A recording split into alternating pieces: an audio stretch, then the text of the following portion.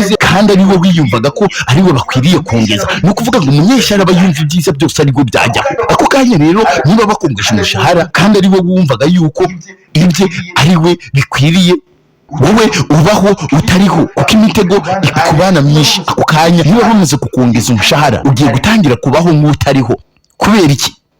Iyi mitego giye kujya gutega kuko mukorana bakaba bakuzamuye kandi wari hasi, kigiye kuba myinshi cyane uzabyitwaramo. Ako kanya rero niba bakuzamuye kandi yaramaze kumva yuko wowe uri ikibwa nta kintu wageraho, bakaba bakongesha umushahara, nibwo ugiye kujya usohoka gato ukisanga ibaruwa ugasanga barakwirukanye. Yatangiza kugutega umutego, ubwo ufunguye biro yawe gato urasohotse ugasanga ibyo warushize muri mashini bamaze kubisiba.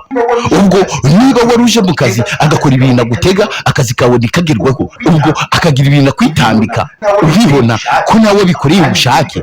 Ako kanya iminota ikabira gucitse yo gutanga raporo, yarangiza agahita ariwe n'ibyo yangirije kandi wowe uzi yuko ari umuntu mwiza bikoze par accident. Ako kanya agahita gutanga muri raporo guhamagara yuko utubahirije inshingano zawe. Nibwo utashye kubera igihe cyinshi akomeje kugutega udutego, uwo ntunabyiteho ugakomeza ukikorera akazi kawe, ugasanga ibaruwa iguhagarika by'agateganyo mu kazi mu gihe kitazwi. Ayiwe uyu munyeshuri ako kanya guteza imitego, ariko anatanze no kuguhamagara kugira ngo bahite bahamagara, kugira ngo bahite baguhagarika, bakakwandikira bakubwira ko amakosa yawe amaze kuba agaterera nzama. Ako kanya rero iyo baruwa ukayisanga muri office yawe igutegereje munsi y'urugi, nawe ugategereza guhamagarwa byo guheba. Ni ukuvuga ngo uyu muntu arakugambaniye, urirukanwe, baguhagaritse by'agateganyo, ukavuga ati niwende ejo uzasubira mu kazi. Noneho aho babera bagomye bene abangaba ntanaguhagaritse ngo akubwire ngo kwirukaniye iki ngiki, arakubwira ngo bitewe n'impamvu runaka za kampani runaka tugiye kuba tugutekereza ku kazi kawe urimo gukora. Niba uri mu biro runaka, niba ukora runaka, uba uhagaze uzagaruka ejo ukahira ngo uzagaruka, naho ubundi bahamaze kukugura. Shuti yanjye c'est mauvais, ibi bintu ni bibi. Uyu rero iyo mucururiza hamwe, ubwo tugeze mu bacuruzi, uyu nguyu iyo mucururiza hamwe haza umukiriya wamwereka ibicuruzwa byawe akaba hanze amaso uwo murimo kugurisha. Ni ukuvuga ngo uriya muntu uri guhereza ibicuruzwa byawe, wowe uri kumubwira ati iki kintu ni cyiza, n'iki ni cyiza, uko umubwira ko biriya bintu ari byiza, iwe wa wundi w'umunyeshyari muri kumwe iruhande rwawe muzi ngo muri gukorera hamwe waba hanze amaso wa mukiriya wawe, kugira ngo uriya mukiriya wawe narambura agati ijisho akarebana nawe ahita amwicira ijisho amwereka ko ibyo umuhaye bidafite ubuziranenge kandi ko ibyo umuhaye ari bibi, mbese akigirishwa impuhwe nk'ahamuburiye yuko ibiri mu mubeho atari buze kubimubaza, mbese amubereye imfura azi ibyo bintu byawe ububi bwabyo. Naho nishyari kubera ko atamuguriye, ako kanya uwo muntu yabibona uburyo akomeje kumwicira ijisho, umutima we ugahita umubwira nyamaze uriya muntu ni mubi cyane, wibaze ngo mbese kubera iki. Ako kanya ahita akurikiraho iki, ahita yigendera. Yamara kugenda uriya munyeshyari ahabera mubi, nuko iyo amaze kugenda ako kanya ahita aza akakubwira turiya mukiriya yari inyatsi, urya n'ubundi namubonaga nta mukiriya wari umurimo. Mu gihe ukiri aho ngaho akaba yaciye iruhande akirukanga akajya kureba wa mukiriya ati ndagukijije, dore ibyo wari ugiye guhura nabyo wari uzicuza, ahubwo reka nkuzanire ibyiza, ngwino nkwereke umuntu ugira ibintu byiza. Ayiwe dore umunyeshyari we, muzi icyo mvuga, uyu munyeshyari ni umuntu mubi cyane. Ni ukuvuga ngo iyo urangaye gato urarira y'ukwarika. Noneho ni ukuvuga ngo iyo wamukiriye yaragiye kukugurira ariko akaza kutakugurira, we wishima, ako kanya ahita aserebura mu inshuti nziza igihe cyose uri mu byago, aho ngaho muba mubanye neza, hinduka umuntu muzima. Ayiwe uyu ni umunyeshyari. Twebwe intego y'ikiganiro wibuke ko mu guhishura ibyahishwa amaso y'abadashaka kureba kure kandi barora mu buzima bwa buri munsi, umunsi ku munsi, isaha ku isaha. Mbese turi kwiga umuntu uwo ari we kandi iri ni isomo rizahoraho iteka ryose. Twiga buri munsi ariko ntidufata buri munsi, turafata ariko tukibagirwa. Njye naje kugira ngo mbibutsa buri munsi. Niyo mpamvu iki kiganiro nushaka kugira ngo ujye uhora wiyibutsa, genda kuri YouTube channel yacu wandike ijambo kubera iki, ukore subscribe, like, share, comment. Ubwo kuva harimo n'abanyeshyari nimvuga ngo mujye kuri YouTube channel yacu mwandikemo ijambo kubera iki, ako kanya hariho abanyeshyari bari bujye kureba ariko ntibakore subscribe. Wakoze subscribe ugakora na like, ko nubwo nawe uri umunyeshyari hari abandi nawe bagufitiye ishyari, ko nawe ukeneye kwiga. Kubera iki? Genda wikorera subscribe n'abantu bose batari bamenye iki kiganiro kibasangize. Uri umushoramari, rwiyemezamirimo ufite ibigo runaka, amashuri, supermarket, sitasiyo, ukaba wifuza ko ibikorwa byawe twaza kugufasha kugira ngo bigere kure cyane. Reka mwibutse ko iyo umuntu afite ibikorwa byiza ariko kandi akabicururiza mu nzu yihishe, akabijyana mu gikari atabishize ku muhanda, nubwo abakiriya bashobora kumugeraho abo n'abamuzi, ariko kandi biragorana cyane yuko uri gutambuka kandi akeneye ibyo bintu ashobora kujya kubigura n'amagendo, kandi wowe wari ufite ibyiza byizewe. Ako kanya rero hakenewe kugira ngo ukenere abantu bakurangira bakakumenyekanisha ibikorwa byawe, bakavuga ati burya mwa kiriya gikari habamo ibi bintu byiza, ariko biragorana cyane ko abantu bashobora kubimenya igihe cyose bitamenyekanye. Wibuke ko umukobwa wabuze umuranga yaheze mwa nyina, kandi umukobwa utisize ntabwo bamenye ko afite umutima mwiza, ngo nuko afite umutima mwiza atagaragara neza inyuma. Ni ukuvuga ngo kugira ngo umukobwa agaragare neza abanza yisiga ndetse akambara neza, noneho umutima we bawumenye nyuma yuko yamaze kugaragara. Ako kanya rero ugize nawe icyifuzo cyo kuba wavuga ngo ese twabakuraho kugira ngo ibikorwa byacu bize kumenyekana, wigira ikibazo 103.5 turahari ku bwangu tugufashe kumenyekanisha ibyo bikorwa byawe. Uhize uvuga ati se twabahamagara kuri uyu murongo ni 078664 30 849 tugufashe kumenyekanisha ibyo bikorwa byawe mu biganiro byacu bica kuri uyu murongo w'103.5. Uyu munyeshyari rero ariwe twigarukiraho, amaze kwirukana umukiriya yawe. Iyo amaze kugenda ahita aza nyine akabaraje akakwereka uburyo ki ubu ngubu ntacyo amaze.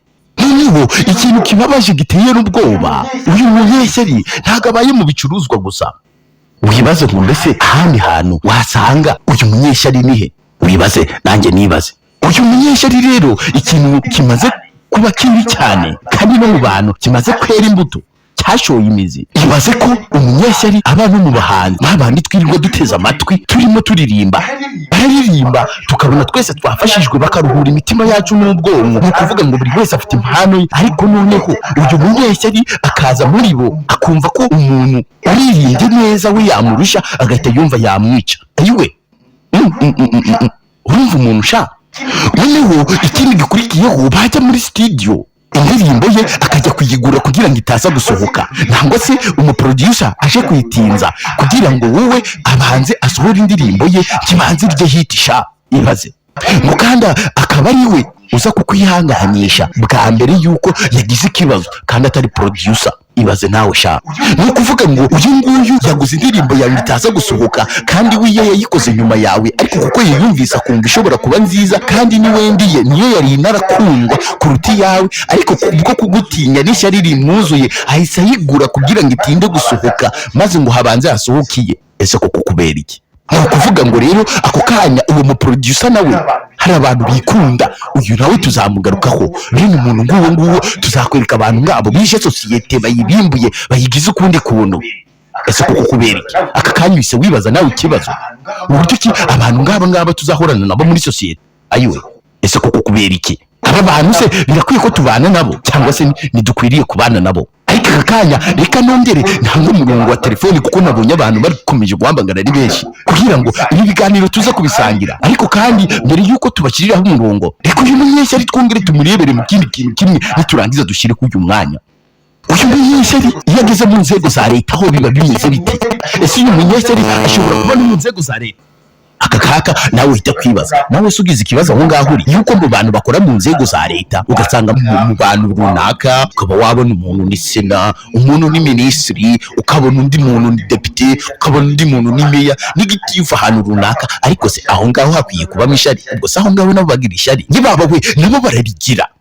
Ahangaha ndaza kukubwira ibitabo byagaragayemo abanyeshyari bari mu rwego rwa leta bari bayoboye igihugu. Ariko se ishyari rije muri leta ryo nizihe ngaruka ziba ku baturage? Reka nze twirebere. Uyu munyeshyari yagize mu nzego za leta abaturage babihomberamo, kuko iwe iyo abonye mugenzi we akora neza agashimwa aba yumva azamuyobora, aho kugira ngo akore ubifitiye rubanda akamaro kajya guhangana n'uwo barwanira umwanya akangiza n'ibyo yaragezeho ngo atongera gushimwa. Ni ukuvuga ngo uyu nguyu arimwe ashimwa cyane, ariko wa wundi we ari kubona atari gushimwa agahita agira ubwoba yuko uwo nguwo bagiye kumuzamura akamuyobora kandi atarigeze amwishimira namba. Ibyo yari gukora atari inyungu ze kandi bose bagaragara ko bari gukorera inyungu za rubanda. Ni ukuvuga ngo bose bari mu nzego za leta barahembwa n'imisoro ya leta, ariko undi we kubera ko yizaniye ishyari arumva we yashimwa nta n'icyo yakoze. Kumva we umwe yaje afite intego yo gukorera abaturage, undi we yaje afite intego y'uko waje guhembwa umushahara. Ni ukuvuga ngo wa muntu uri mu nyungu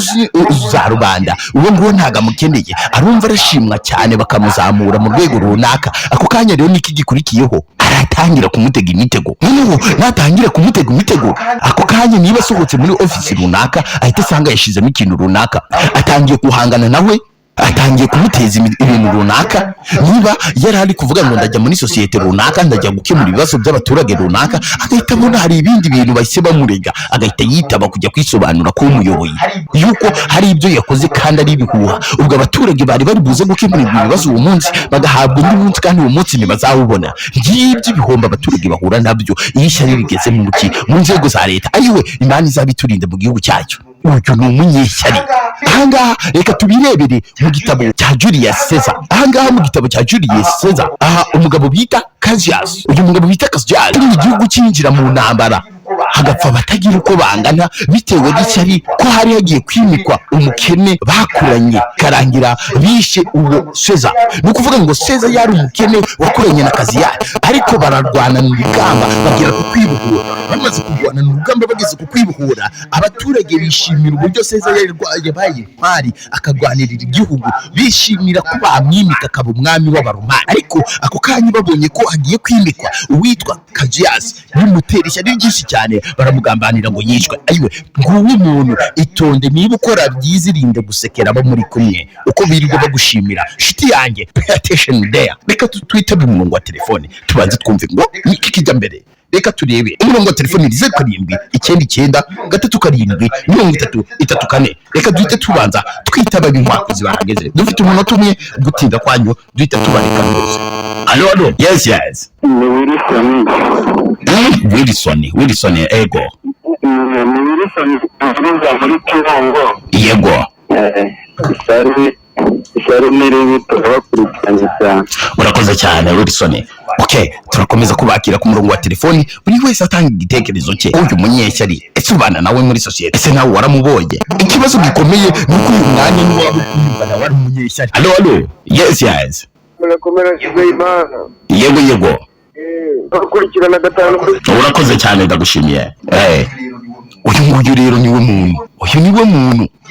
Ngiye kwakira telefoni imwe ari nayo ya nyuma, duhite dukomeza igice cya gatatu tureba ngo mbese ibi bintu bimeze bite. Niturangiza kuri igice cya gatatu duhite dukomeza n'ibindi bintu bine. Allo yego.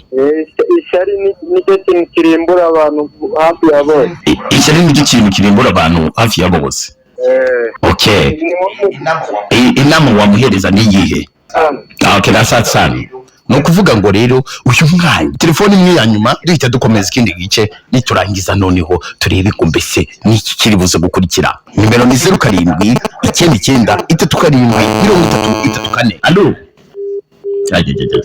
ndamukubye ntabishaka nakonde. Reka nze noneho kubera ko mukubye ntabishaka nakirize telefoni imwe turebe niki kijya mbere. Allo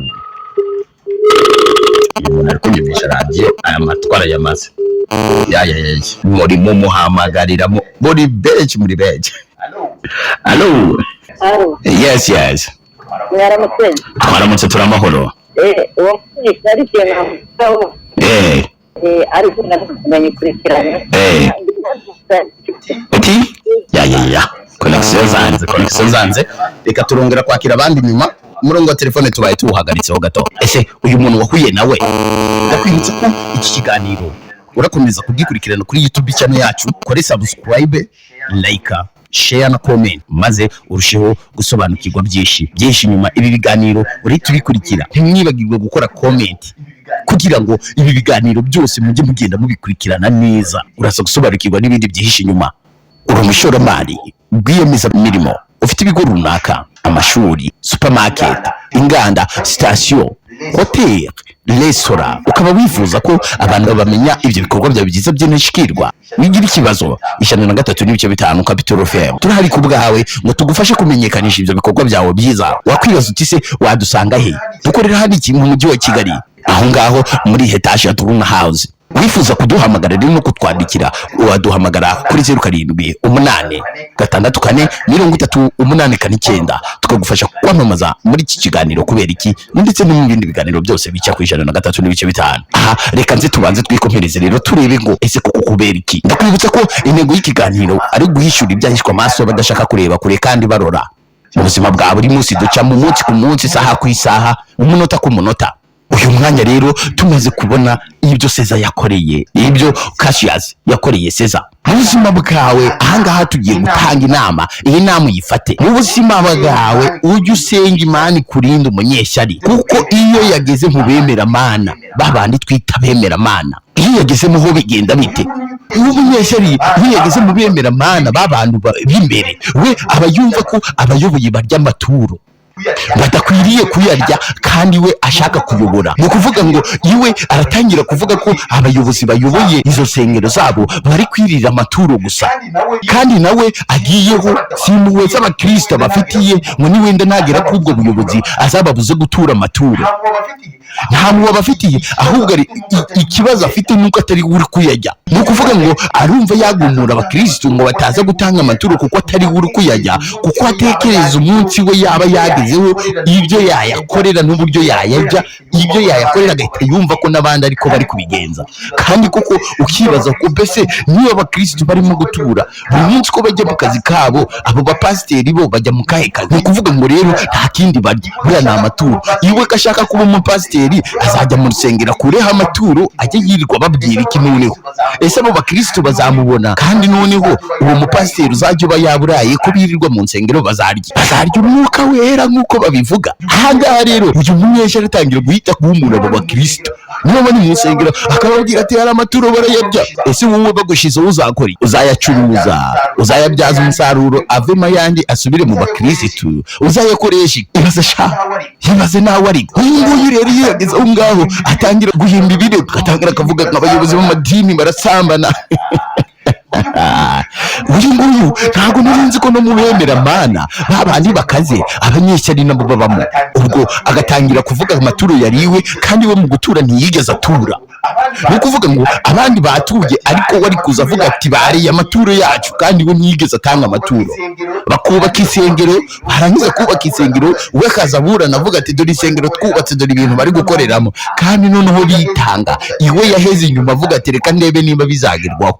ubusha umva umunyeshyari mukora ibintu byiza muzi kumushyize hamwe, ariko we ari kuvuga ati yaba byahirimaga. ayiwe uziko uyu munyeshyari abona uri kubakisha inzu yawe bwite, wowe waruhiye waguriye ibikoresho byose, akajya kugurira umwenjenyeri ngo azayihengeke ihirime nyuma. kandi noneho wibaze ko umuntu ari umugome, uyu mwenjenyeri baramuguriye aremeye gufata amafaranga agiye kuguhengekera inzu. ayiwe yibaze cya ahise umunyeshyari n'uyu uhagaze. ayiwe bana ya ibi ngibi babyita mukho viva, n'ubundi hari umupfu uhagaze. igihe cyose wemera kuba igikoresho cy'ikibi uri umupfu uhagaze. mbega ibikoresho by'ibibi buryo bise binyumva nabi, ihangane haracyari ibyiringiro ko wahinduka mu bemeramana ukongera mu muntu muzima. kwibaza ngo mbese kubera iki uyu mwanya niba hari umuntu w'igikoresho cy'ikibi, igisubizo tuguhita kugupa telefone yawe uri kumviraho radio cyangwa radio yawe wifunge, kuko nawe ubwawe nubwo uri igikoresho cy'ikibi hari ikindi gikoresho cy'ikibi kiri iruhande rwawe nawe kiri kuvuga ati upfe uveho. ni ukuvuga ngo kuri ku bandi hari undi nawe uri inyuma yawe nawe ugukeneye, ariko kandi akabe naho kajya uragira ngo bene aba babise barapfasha. ibi ngibi mbikuye mu gitabo twasomye cyane Mofamu uwitwa Snowball waharaniraga inyungu z'inyamaswa cyangwa se z'abaturage. Snowball twababwiye ko ari Leotoski waharaniraga inyungu z'Abarusiya. uyu nguyu yabayeho ariko mu kuza kubaho ari gukora byiza, amaze kwirukanwa urumva ubuzima bwe bwaragiye, ntawe menye irengero yabwo, niwe yaraje no gupfa. ariko icyitwa Napoleon ariwe Leotoski yakomeje kubaho abaho imyaka, ayobora imyaka 31 yose. undi we bamaranye nk'imyaka 5 yarahise yirukanwa na ndetse arapfa. ni ukuvuga ngo ababi ntaho bajya. umuntu uri guhungeta abandi muzategereze ko azahita apfa, ntibizashoboka. bene umuruzi nta muruzi upfa gupfa. kubera iki? ayiwe mana ya kubera iki? ese reka twibaze kubera iki Imana ituma ababi bagumaho bahungeta abandi ariko abeza bagapfa, abagira neza bari mu nyungu za rubanda bagahita gupfa, ariko noneho cya kirozi kimaze abantu cya kinyeshyari ayiwe mana yanjye uzi ko misingira n'umujinya ni ukuvuga ngo iki kibi naho kijya uyu nguyu uzavuga ati uyu murozi imana izamudukiza ntabwo azapfa azaguma aho ngaho akomeza abahungeta namwe musigare musenga imana noneho namwe bahereze uburyo ki muzajya mubona abo banyeshyari mugahita mubavumbura. Ibyo rero ujya guhura n'ingorane igihe cyose utarigeze ukurikirana iki kiganiro kubera iki bizakugora cyane kubana n'uyu munyeshyari uzamumenye azakumaraho urubyaro rwawe azakumaraho abuzukuru bawe nawe ubwawe uzisanga uhora mu bitaro. No ukuvuga ngo uyu nguyu azagutera inyatsi itavaho kubera ko ubuzima bwe agutega imitego kandi uyu mitego agutega harimo n'uburwayi uko ahora agutega indwara. Rero uhora urwaye ubuzima bwawe iyo uhora urwaragurika buri munsi uhora kwa muganga, kandi iyo uhora kwa muganga ni amafaranga ubutakaza. Ayo mafaranga ubutakaza n'umwanya w'ibyo wakagombye gukora. Bivuze iki rero igihe utagiye mu kazi kubera ko uri kurwaza iyo ni inyatsi uri gusohora nturi kwinjiza uwo munyeshyari sha. Uyu munyeshyari uraza kumusobanukirwa. Ese koko uyu munyeshyari twari tumaze kubona ibintu bine bikwereka umunyeshyari, ariko uyu munyeshyari ko tumaze kubona ibintu bine bimutwereka, ese koko uyu munyeshyari we tumaze kumubona, ese reka turebe ibindi bintu bigera muri bine nabyo tubihaze ngo uyu munyeshyari twamubona dute. Katubanze tuze turebe ngo mbese noneho n'ikihe kindi gikurikiyeho kuri uyu munyeshyari. Twari tumaze kubona bya bintu bine tutari buze gusubiramo, reka turebe ikindi kintu cya gatanu kiranga umunyeshyari. Uyu iyo muri kumwe biragoye cyane kumuvumbura, ntazi gushishoza. Ahangaho wese wibaza ati kubera iki ntaza kumuvumbura. Kuguma ku 103.5 cyangwa se gukurikirana kubera iki TV kuri YouTube yacu, ako ngaho uraza gusobanukirwa uyu muntu iyo muri kumwe kubera iki bigoranye cyane kumuvumbura, tazi gushishoza. Aho ngaho ibisubizo birahari, genda ubanze ukore subscribe aho ngaho kuri YouTube channel. Biragoye cyane kubura kunyumva, biranamubaje cyane ubona hari ibintu byinshi biri kukubaka ukarubuye umwanya utari wajya gukora subscribe ngo nibura nawe wishimire ko nagukoreye ubushakashatsi. Genda ukore subscribe, ariko kandi nawe ufite business ukaba udukurikiranye, ufite ibigo runaka, ufite ya station, bar, hotel, restaurant, supermarket, urafite ibintu runaka abantu bakeneye kumenya kubera iki wajya kwamamaza ahandi. Tugufitiye promotion nziza ku biciro bitutasanga ahandi 103.5, igisubizo kuri bose, maze nawe uhendurwe. Twaje kubomora imitima, ariko kandi no mu bushobozi bwanyu tubahe promotion kugira ngo bya bicuruzwa byanyu wigira ikibazo. Zana business yawe iyo ari yo yose ufite yemewe gukorera mu gihugu cy'u Rwanda, uze tugufashe kuyimenyekanisha, twereke ububaka ku mubiri gusa, ku mutima, ariko umubiri wanyu mu mfuka wanyu harimo ubusa. 103.5 igisubizo kuri mwese twayikurikiye mwese. Wigira ikibazo ni 0786643089, aho ngaho twandikira kuri WhatsApp cyangwa se ukaduhamagara nyuma yo kuva mu kiganiro, tugenda tugufasha uburyo ki wakwamamaza ku buryo udahenzwe, maze ibikorwa bya ugakirigita ifaranga sha ukarikirigita. Ikintu cya gatandatu rero kiranga uyu munyeshyari, arateranya kandi azi kwihezwa kuwo agambiriye gukuraho amakuru. Uyu nguyu arengeye kumuvugaho ijambo ribi, ariko uyu nguyu yogakizwa cyangwa se yagahinduka mu mutima akabera abandi igisubizo aho kubabera itaza. Uyu nguyu arateranya cyane kandi azi kwihetswa kuwo agambiriye gukuraho amakuru. Nshuti yanjye wakwibaza ati saze kwihetswa ate ko agambiriye gukuraho amakuru? Ako kantu nako umunsi ku munsi, isaha ku isaha tuzajya tubigarukaho. Azi kurwana bucece utagira ngo arahubuka mu byo akora byose. Ni kuvuga ngo kuko ishyari rye ni impano yujuje mu mutima we. Uyu munyeshyari niba adatinya kujya muri presidence ngo haburemo umunyeshyari, niba adatinya, uzi ko abanyeshyari badatinya n'umuyoboye igihugu, abari aho ngaho yabo n'uburyo umuperezida kuzwe mu gihugu cye n'uburyo ko abaturage bamwishimiye, yarangiza agahita atangira kukubwira yuko uyu muperezida babangamiye. Uyu nguyu agahita yumva yateza igihugu cyose intambara kugira ngo abamwishimiraga bose basigare barira kubw'inyungu ze bwite, agatangira agateza intambara. Abaturage ibihumbi batagira uko bangana, abo bose bose bagahasiga ubuzima kubw'inyungu ze bwite, si mu afitiye abaturage, ahubwo arashaka kugira ngo abaturage basubire mu icuraburindi kuko abaturage bo ntacyo babaye. Ariko we kubera ishyari arumva yakoresha ibishoboka byose, afite ubushobozi, hari n'ababa bafite bagatera igihugu intambara, barangiza kugitera kubw'inyungu ze bwite. Niba gutya twibereye mu Rwanda dutuje dufite amahoro, ugahita ubona ibitero byaje.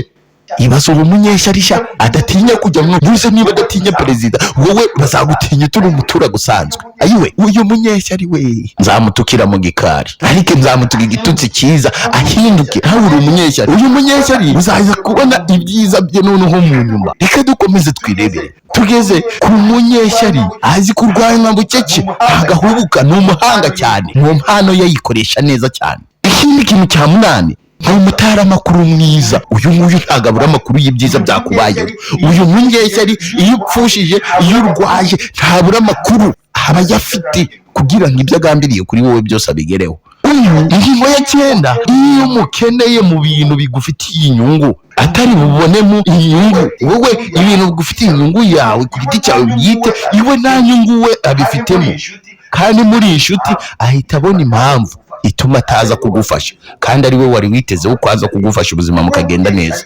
Uwo munyeshyari yagakizwa agatsindwa. Uyu nguyu ahita abona impamvu kimusiga ituma neza rwose ibintu n'isamba ntangayibura. Hari izindi mpamvu zigera muri enye nazo zisigaye, ariko mbere yuko tujya kuzirambura reka tubanze turebe izi ngizi tumaze kubona. Tugeze dusubikiye ku mpamvu ya 9, reka turebe ngo mbese uyu munyeshyari kuri iyi mpamvu ya 9 niki kiri buze gukurikiraho. Uyu munyeshyari iyo ageze mu rugo bigenda bite, iyo ageze mu bashakanye, mu rugo rw'abantu babanye neza, bigenda bite kuri uyu munyeshyari? Ese niki gikurikiraho? Uyu mwanya nawe ugize amatsiko yo kugira ibyo ubona se. Ndakwibutsa ko wowe wifuza kwamamaza ku 103.5 ugenda uduhamagara kuri 07 8 6 4 38 9 07 8 6 4 38 9 07 8 6 aho ngaho uratwandikira kuri WhatsApp utubwire tugufashe kumenyekanisha ibikorwa byawe. Ganiro byo byiza birahari kugira ngo abantu baze kumenya ibyawe. Nkukuvuga ngo uyu muntu nawe ugize ikibazo cyuko afunguye kererewe, ikiganiro kikaba cyamukira, genda kuri YouTube channel yacu wandika ijambo kubera iki, ushiremo akabazo, usigemo umwanya TV kubera iki, nyine wibaza ikiganiro cyo ni kubera iki, wibaza nurangiza usigemo umwanya, ukore subscribe, like, share na comment. Muri minota 2 reka nze mbahereza umwanya wa telefone mwongere, kuko ngiye ikiganiro cyanjye ni cyanjye namwe. Tubanze turire ngo mbese bihagaze bite. Niturangiza noneho twumve umuntu wese yemerwa. Hello. Yes. Ya uyu nguyu twende turamushyiranye, bihangane nyine Imana utubure. Hello. Yes. Arakapu. Uyu munyeshyari arakapu. Mbega umunyeshyari.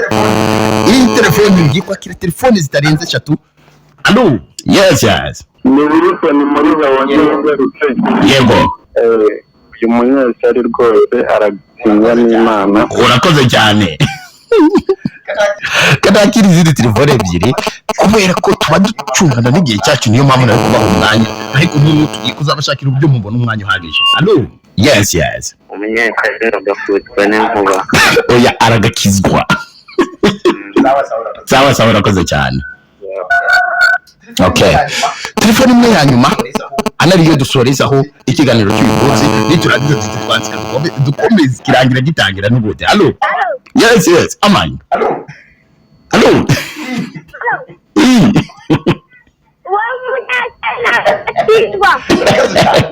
Urakaze cyane. Reka dukureho telefone noneho dukomeze. None iyo umunyeshyari yageze mu bubatsi urugo bigenda bite? Uri umugabo ufite urugo rwawe wubatse neza, ariko uyu munyeshyari yakandagiyemo. Reka mwereke uburyo kubita agatebe, ukuguru kumwe kwiceza iriya, akanegamira mu ntebe nziza zawe yaguze, wamwigura kandi noneho agambiriye kuzatuma utongera kuyicaraho. Ese biragenda bite? Biniki gikurikiraho kuri uyu munyeshyari wamaze kukwicarira mu ntebe muri salo?